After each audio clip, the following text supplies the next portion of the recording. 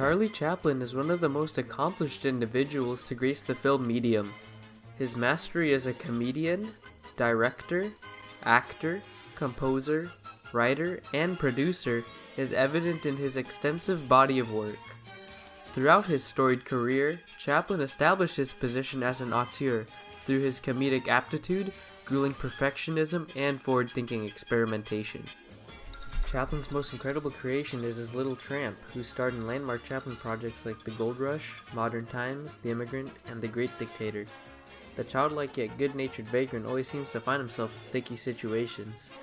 How the tramp reacts to a situation with his luck and wits becomes the groundwork for Chaplin's slapstick brand of comedy.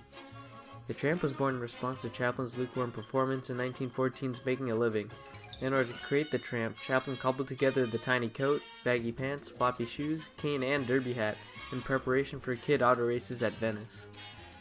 The most important aspect of the Tramp is Chaplin's vision of a universally appealing character. The Tramp is a global icon because he oversteps languages, societal barriers, and borders due to his ambiguous origins and silence, allowing audiences to fill in the gaps. His depiction of a lower-class misfit always out of place was a sentiment felt by audiences at the time. Chaplin also gave the Tramp role model characteristics with occasional displays of bravery, resilience, and a desire to help others. The underlying thread for all of Charlie Chaplin's work is that they embodied a thoroughly entertaining experience first and foremost.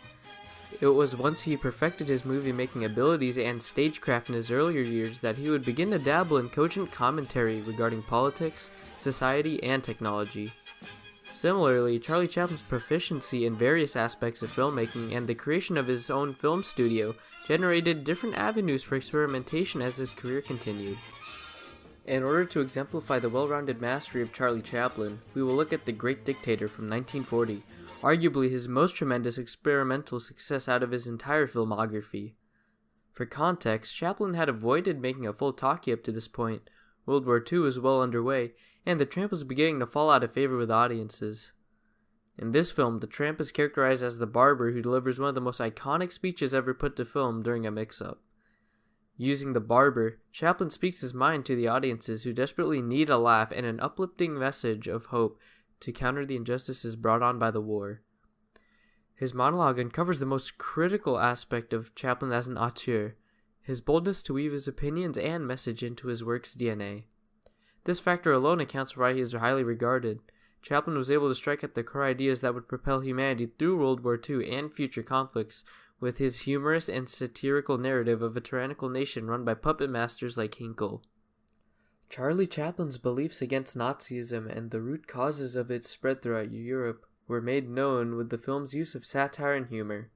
Despite the potential audience outcry and some discouragement from the people around him due to the controversial topic, Chaplin still went ahead to fulfill his vision. He believed that the audiences needed to confront the tough reality of World War II and start a discussion on solutions to end the war. Charlie Chaplin's contributions to film would finally be recognized in 1972 when he received an honorary Oscar at the 44th Annual Academy Awards. For his efforts, he would receive a 12-minute standing ovation from the crowd. Humor heightens our sense of survival and preserves our sanity. These are the words of Charlie Chaplin. The world responded not only to the wondrous humor of the Little Tramp, but also to the love and indomitability he represents, to Chaplin's soaring theme that man's humanity to man is greater than his inhumanity. The inscription reads, "To Charles Chaplin, for the incalculable effect he has had in making motion pictures the art form of this century."